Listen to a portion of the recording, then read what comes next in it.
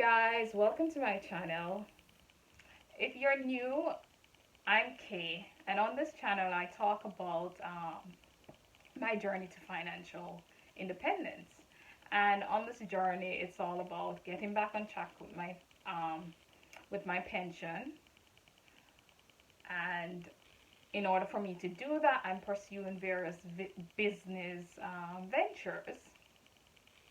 One of which is what I talked about last week about starting a semi-independent living business, or some people call it supported living business. One of the reasons I started this business, I've been, from the time I was at university, I've always worked with young people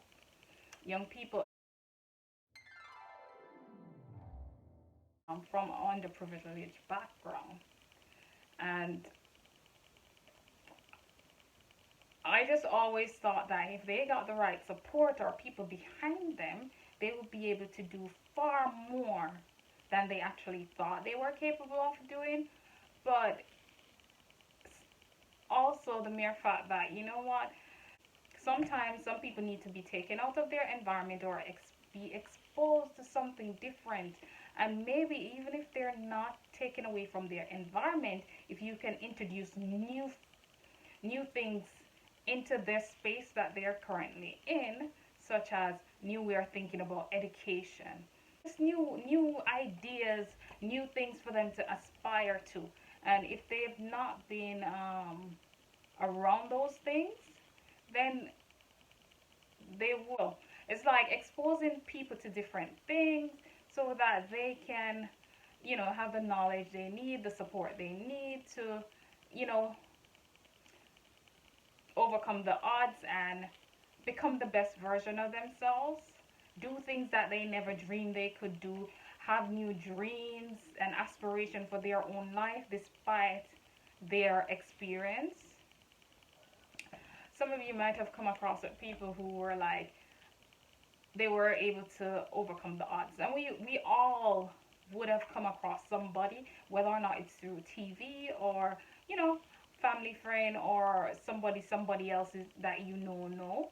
And and so there's always, if we look hard around us, we will see people who have overcome, people who have beat the odds. And it's unfortunately kids in care, are in the situation that they're in. But I look at it as, if I was in that situation, you know, I'd hope somebody would come, and help me get out of it, in the same, help me to change my life, tell me, what, I can do more, I can be more, and support me on my journey. And that's what my company is all about. If I could get one child in our care to overcome the odds, because it is very hard to overcome something when you don't get the support that you need, and the love that you need to be able to do that. And if we can get one child coming through our organization who is able to overcome the odds and make a difference, which is far, above what they thought they could do, then I think we would have done our job. But I don't want to just settle for just one child. It's my desire that every single child that comes through our organization, we will be able to have positive outcomes according to the local authority standard, but also exceeding that as well. If I'm honest, I want to exceed it. I know these young people are very challenging, because your experience helps to shape who you are. So we have to come with not only love, but understanding and empathy for where they are, but also learning how to communicate with them. So whether or not, when we need training, depending on the young person, because they do come with various challenges and various experience, where we need training, where we need certain tools to help us meet that young person where they are in order for us to help them, then that's what we will be doing. And I do believe we have a lot of providers out there, but yeah, there is still room for more. And semi-independent supported living, organization help to fill that gap. Oftentimes, when kids are placed in care, the avenues they have is foster care, adoption, children's home, and then semi-independent unit, supported living unit. And a lot of kids will be in foster care and they're doing well, but when they become like 16, they become teenagers, they're more vocal, more challenging, and they want certain freedom that they can't get within those organizations.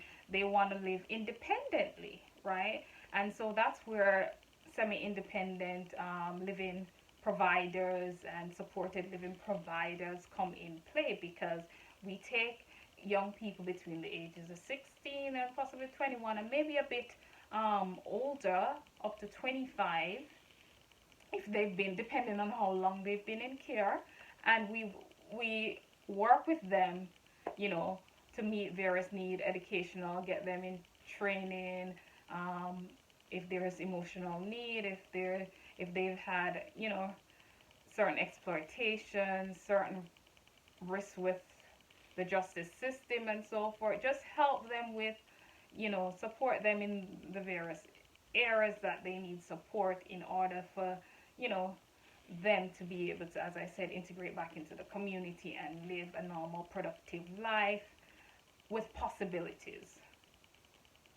And yeah, so so semi-independent providers, we are unregulated, and there's been a lot of debate about it in the press, and whether or not we should be regulated, or whether or not, you know, we should be regulated or not, and why aren't we regulated and so forth. But at the moment, children's home are regulated by Ofsted. Semi-independent living, supported living providers that don't offer personal care, we are not regulated as it stands. And I've heard stories, you've heard the stories of kids living in caravan and all these things. So the media shine a light on those negative things. And honestly, I don't know where I've been, but again, I'm new to this sector, so I've not seen that happen.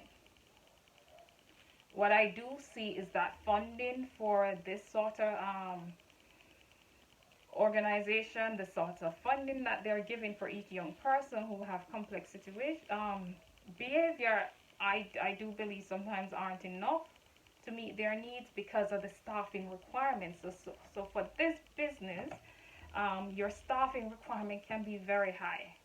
And so in order to make a profit, in order for and we are in a business, so no matter how, if you're trying to do this business because you want to make a difference, at the end of the day, you need to make some money. Business are businesses because they make money, otherwise they would be hobbies, right? And so the finances have to make sense. And this is not saying it needs to be a get rich scheme, but it does need to make sense, because if you can't pay your staff, if you can't pay landlords the rent for their property, if you can't provide training for your staff, ongoing training and development for them, they will not be able to cater for the needs of the young people in our care adequately. And that's the thing we want to do, because there are a lot of supported young people support worker out there. They truly, it's a desire they have to see these kids do well. In my organization, that's the desire we have, to see these kids do well, but we need to make sure it makes sense financially, because no point starting a business or using a model that you're barely making making ends meet, because eventually you will probably have to fold. And if you fold, imagine the lives of the young people that you're making a bit of progress with, but somehow can't continue because of funding. Because if your staff need to be getting increased pay raise, they have a life, they need income, they would possibly have to leave you to go to somewhere else, another company, in order for them to realize some increase in their salary annually. And so it's actually, so I do believe we do need funding, more money coming into the sector, and more money being given to providers. Yes, in the media it says that providers are getting rich over it. I don't know, I haven't met one. um, as I said, I'm just starting out. So when I get rich on it, I'll tell you. Okay? So just a bit joke, but yeah, it's so. But as far as I can see, I'm not seeing a get rich. And I don't think there's any business in this world that is a get rich scheme unless you are fraudulent in what you are doing. And even being fraudulent in your doing, it takes effort, I believe. It must take some effort for you to be very fraudulent in your dealing, to be able to con people out of their, or whoever you want to con out of their money. Anyway, that's another side note.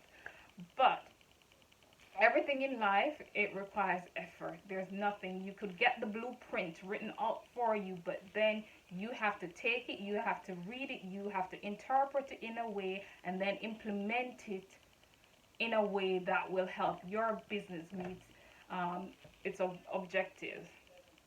And for me, at this stage, I've started, and I know I've had ideas of how I was gonna start, and some of the areas I'd be looking to address. But what I've found out is that I just have to start, because once I get my first client in, some of my procedures probably need to be changed. Some of my policies need to be changed. And so it's an ongoing development as for the first few years, until you develop a system, a process in place that just suits your organization and its ability to deliver to the customer what they need, and to be able to demonstrate that you are actually delivering it. As with this sector, you do need to demonstrate it. And it's something that I'll talk about as I go along. Thank you all for watching. Thank you. You could have been spending your time somewhere else watching some other video. So thank you again for watching. Thank you for subscribing. Thank you for coming back time and time again. And thank you for supporting me as well. So I'll see you next week. Bye bye.